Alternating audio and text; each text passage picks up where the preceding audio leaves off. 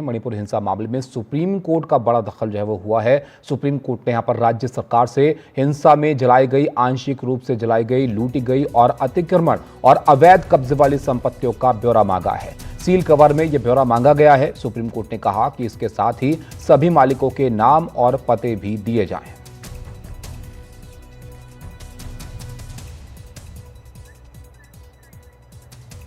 आशीष भार्गव हमारे साथ जुड़े हैं। आशीष, मणिपुर मामले में यह बड़ा दखल है सुप्रीम कोर्ट का, और क्या कुछ बातें और कही गई हैं कोर्ट में आज इसको लेकर?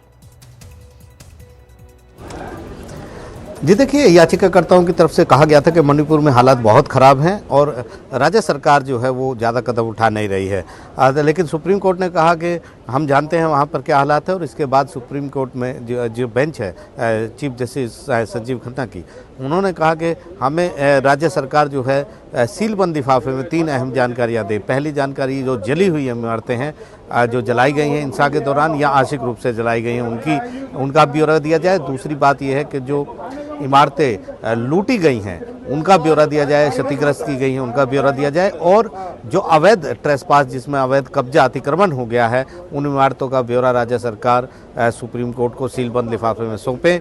सुप्रीम कोर्ट ने राज्य सरकार, मणिपुर सरकार को ये भी बताने को कहा है कि उसने ये अतिक्रमण जिन लोगों ने किया है, अवैध कब्जे प्रॉपर्टीज़ पे किए हैं, उनके खिलाफ कानूनी एक्शन करने के लिए क्या क्या कदम उठाए हैं ये भी पूछा है कि ये भी बताया जाए रिपोर्ट में। और साथ ही साथ हिंसा में अब तक जो हथियार बरामद हुए हैं उसका भी ब्यौरा मांगा है। तो काफ़ी अहम है, जहां पर सुप्रीम कोर्ट ने बड़ा दखल दिया है।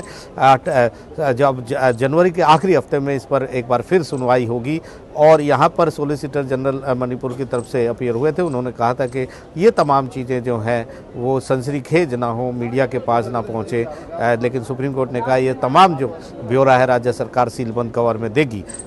ये भी बताया गया, जस्टिस गीता मित्तल की कमेटी के द्वारा एक रिपोर्ट आई है जिसे सुप्रीम कोर्ट ने ही नियुक्त किया था, कि काफ़ी कुछ काम वहाँ चल रहा है, लेकिन जिस तरह से वहाँ पर ब्लॉकेज है, रोड बंद है, उससे पूरी तरह से रिहेबिलिटेशन यानी पुनर्वास का काम नहीं हो रहा है। तो सुप्रीम कोर्ट ने केंद्र सरकार को कहा है कि कमेटी के साथ मिलकर इस समस्या का भी समाधान निकालें। तो बहरहाल सबकी नज़र जो है जनवरी के आखिरी हफ्ते में इस मुद्दे पर होगी। बहुत शुक्रिया आशीष आपका सब जानकारी के लिए। तो यहाँ पर मणिपुर हिंसा को लेकर अब जो एक याचिका थी उसको यहाँ पर कोर्ट जो है वो सुन रहा था, जिसमें ये बड़ा दखल जो है वो सुप्रीम कोर्ट की तरफ से दिया गया है। आशीष, लेकिन इस याचिका में मुख्य तौर पर क्या मांगे जो है वो की गई थी?